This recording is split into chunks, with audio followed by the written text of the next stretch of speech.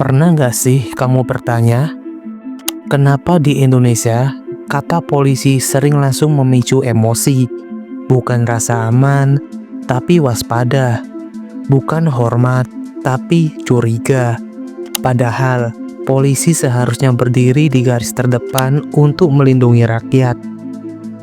Di jalan raya, di kantor pelayanan, di berita televisi, dan di media sosial, kita melihat seragam coklat itu hampir setiap hari.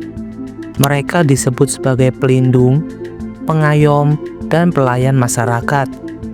Mereka diberi kewenangan untuk menegakkan hukum, menjaga ketertiban, dan memastikan rasa aman bagi jutaan warga. Namun, di sisi lain, ada realita yang tak bisa diabaikan. Di kolom komentar media sosial, nama polisi seringkali menjadi bahan sindiran. Di percakapan warung kopi, tak jarang muncul cerita penuh kekecewaan. Di trending topik, kasus demi kasus bermunculan, memicu kemarahan publik. Lalu, kenapa justru banyak dari rakyat merasa jauh, bahkan membenci? Kenapa institusi yang seharusnya melindungi justru sering mendapatkan kebencian? Kenapa rasa hormat berubah menjadi rasa curiga? Dan kenapa sebagian masyarakat merasa takut, bukan merasa aman? Apakah ini sekedar persepsi yang dibentuk oleh media sosial? Apakah ini efek dari segelintir oknum? Ataukah ada masalah yang lebih dalam dan sistemik? Banyak pertanyaan yang harus dijawab, dan video ini tidak dibuat untuk menghakimi, bukan untuk memperkeruh suasana, dan bukan untuk menyamaratakan. Video ini dibuat untuk memahami, karena kebencian publik bukan sesuatu yang muncul begitu saja. Ia tumbuh dari pengalaman, dari cerita, dari peristiwa yang membekas di ingatan kolektif masyarakat. Dan jika kita ingin membangun masa depan yang lebih baik, kita harus berani membicarakan hal-hal yang tidak nyaman. Mari kita bedah bersama, secara jernih dan objektif. Kenapa polisi sering dibenci di Indonesia?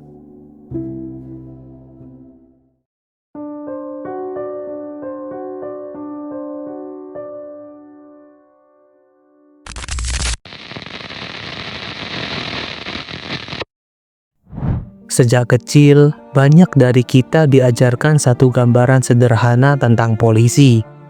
Mereka adalah pahlawan berseragam, penjaga keamanan, penolong ketika terjadi bahaya. Seragamnya melambangkan kewibawaan, suaranya melambangkan perintah hukum, dan kehadirannya seharusnya menghadirkan rasa aman.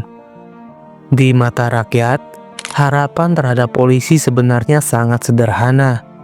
Rakyat ingin merasa aman saat berjalan di malam hari. Rakyat ingin hukum ditegakkan tanpa pandang bulu. Rakyat ingin diperlakukan adil, tidak dibeda-bedakan oleh status, jabatan, atau kekuasaan. Polisi, dalam bayangan ideal masyarakat, adalah simbol keadilan yang berdiri tegak di tengah konflik. Netral, profesional, dan berani melindungi yang lemah, dan tegas terhadap yang melanggar. Namun, harapan itu bukan sekedar teori.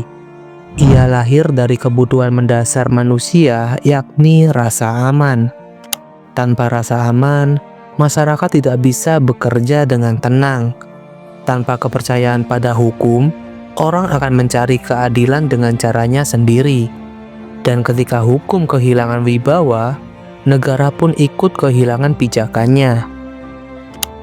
Karena itu, beban moral seorang polisi sebenarnya sangat besar. Mereka bukan hanya penegak aturan, tetapi juga wajah negara di hadapan rakyat. Setiap interaksi di jalan raya, setiap laporan yang ditangani, dan setiap keputusan yang diambil, semua itu membentuk persepsi.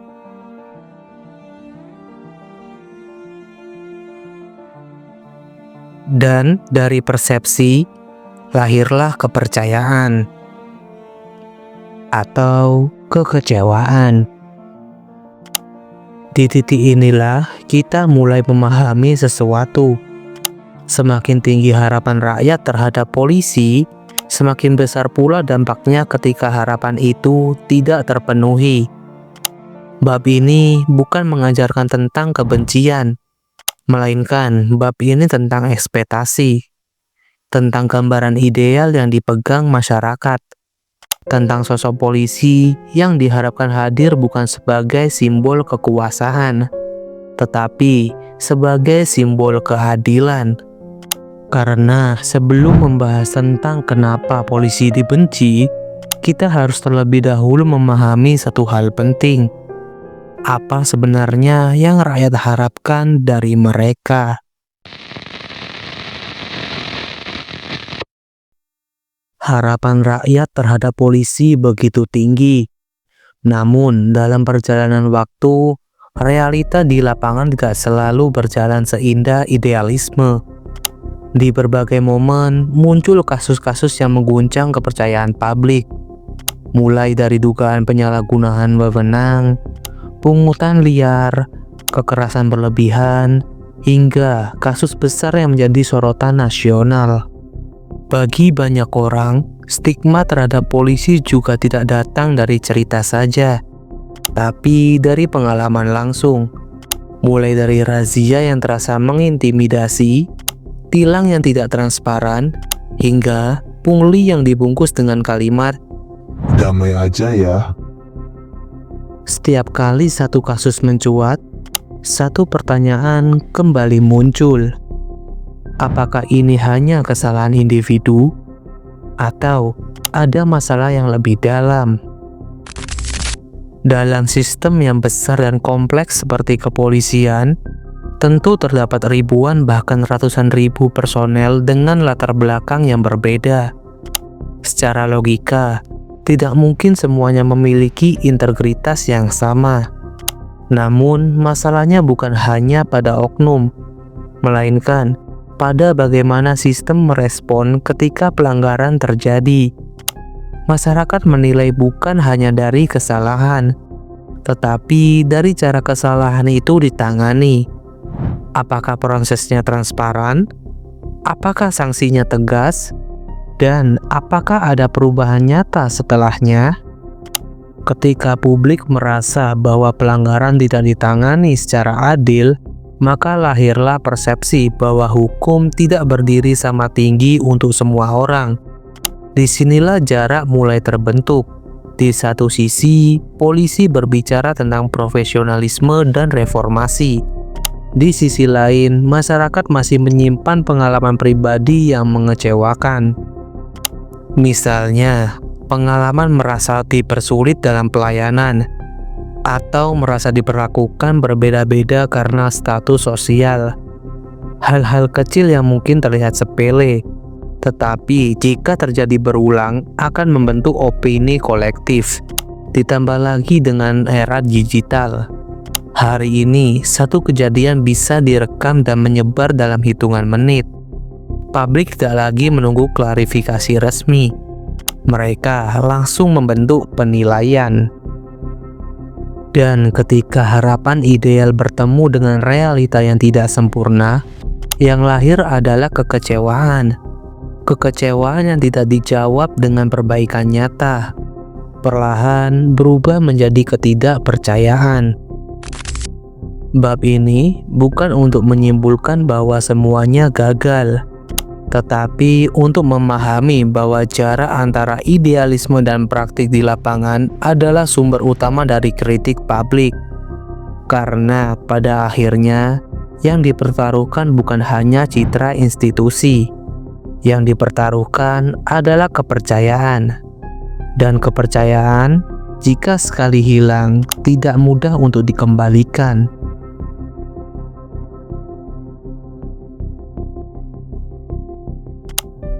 Di era sebelum media sosial, persepsi terhadap institusi dibentuk oleh pengalaman langsung dan pemberitaan media arus utama. Hari ini, semuanya berubah. Satu video berdurasi 30 detik bisa mengguncang opini satu negara. Satu potongan kejadian bisa membentuk narasi besar. Satu kesalahan bisa menjadi simbol dari keseluruhan institusi. Media sosial bekerja dengan cara yang berbeda. Ia tidak netral terhadap emosi. Algoritma cenderung memperkuat konten yang memicu reaksi, marah, kecewa, atau terkejut. Konten yang menenangkan atau menjelaskan secara panjang seringkali kalah cepat dibanding video singkat yang memancing emosi. Ketika ada kasus yang melibatkan aparat, publik tidak hanya melihat peristiwa itu. Mereka mengaitkannya dengan pengalaman pribadi, dengan cerita yang pernah didengar, dengan kasus-kasus sebelumnya. Akhirnya, terbentuklah pola pikir kolektif. Ini bukan pertama kalinya. Memang dari dulu seperti ini. Sudah biasa. Kalimat-kalimat seperti itu menunjukkan bahwa opini publik seringkali dibentuk bukan oleh satu kejadian, tetapi oleh akumulasi peristiwa. Namun di sisi lain, media sosial juga memiliki kekuatan positif. Ia menjadi alat kontrol sosial. Banyak kasus yang terungkap justru karena viral. Banyak pelanggaran yang diproses lebih cepat karena tekanan publik. Artinya, media sosial bukan hanya ruang kemarahan, ia juga ruang pengawasan. Masalah muncul ketika informasi tidak lengkap. Potongan video tanpa konteks bisa menimbulkan kesimpulan yang terburu-buru. Publik jarang melihat keseluruhan proses investigasi, tetapi langsung membentuk opini dalam hitungan jam. Disinilah tantangannya.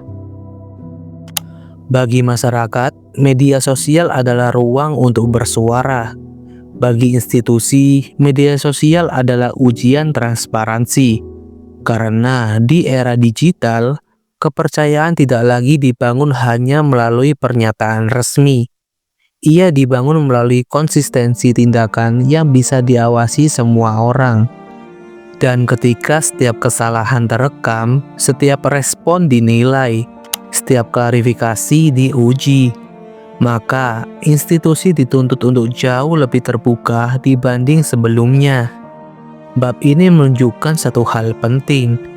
Kebencian atau ketidakpercayaan tidak hanya lahir dari kejadian itu sendiri, tetapi dari bagaimana kejadian tersebut dipersepsikan, dibagikan, dan diperbincangkan secara masif.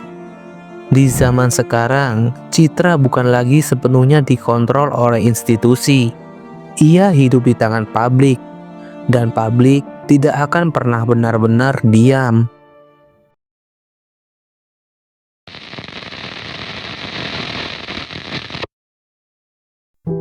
Pada akhirnya, pertanyaan kenapa polisi dibenci tidak bisa dijawab dengan satu kalimat sederhana. Bukan karena semua polisi buruk, dan juga bukan karena masyarakat selalu benar. Kebencian, atau lebih tepatnya ketidakpercayaan, seringkali lahir dari jarak. Jarak antara harapan dan kenyataan. Jarak antara kewenangan dan empati. Jarak antara institusi dan rakyat yang dilayaninya. Dari sisi masyarakat, rasa kecewa muncul karena harapan mereka sangat besar. Polisi bukan sekedar profesi biasa. Mereka adalah simbol negara.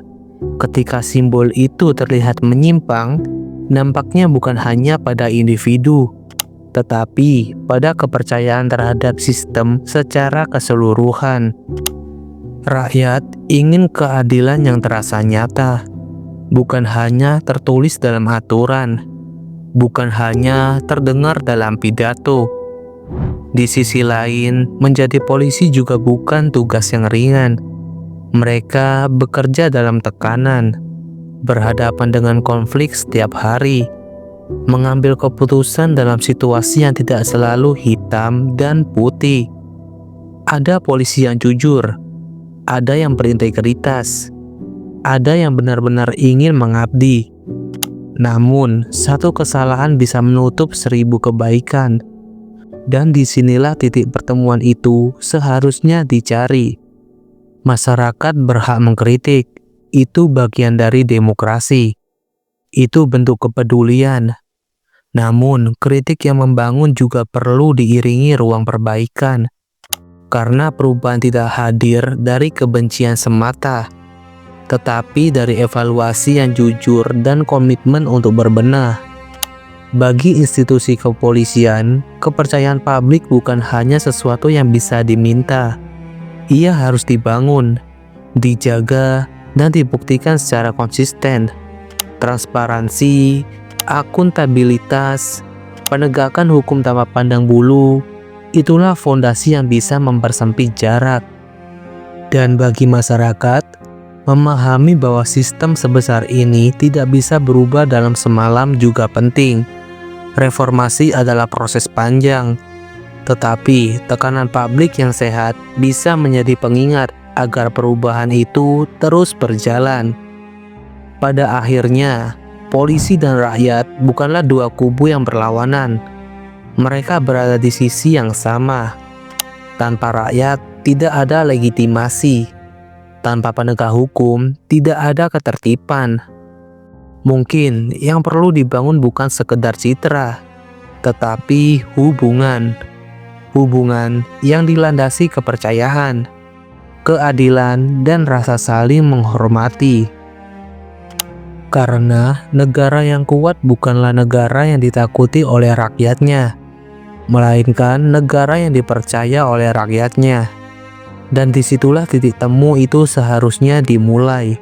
Membenci mungkin mudah, kecewa mungkin wajar, marah mungkin manusiawi, tapi memahami itu jauh lebih sulit. Ketika kita berbicara tentang polisi, kita sebenarnya sedang berbicara tentang wajah negara, tentang hukum, tentang rasa aman, tentang keadilan yang seharusnya berdiri tanpa memihak. Kekecewaan masyarakat bukan muncul dari ruang kosong. Ia lahir dari harapan yang besar. Karena semakin kita peduli pada sesuatu, semakin kita ingin ia berjalan dengan benar.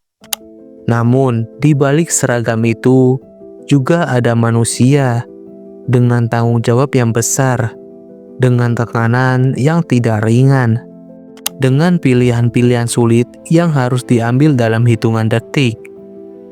Di sisi lain, di balik kritik masyarakat, ada keinginan yang sederhana, ingin diperlakukan adil, ingin didengar, dan ingin dilindungi. Video ini bukan untuk menyalahkan satu pihak, bukan untuk membenarkan yang lain, tetapi untuk mengingatkan bahwa kepercayaan adalah jembatan, dan jembatan itu tidak bisa dibangun oleh satu sisi aja. Jika polisi ingin dipercaya, maka integritas harus menjadi fondasi. Jika masyarakat ingin perubahan, maka kritik harus tetap rasional dan konstruktif. Karena pada akhirnya, kita hidup di ruang yang sama, berjalan di jalan yang sama, dan berharap pada keamanan yang sama. Mungkin pertanyaan terbesarnya bukan lagi kenapa polisi dibenci, melainkan bagaimana kita membangun kembali kepercayaan itu bersama. Karena negara yang kuat bukan dibangun oleh rasa takut, tetapi oleh rasa percaya. Dan perubahan selalu dimulai dari kesadaran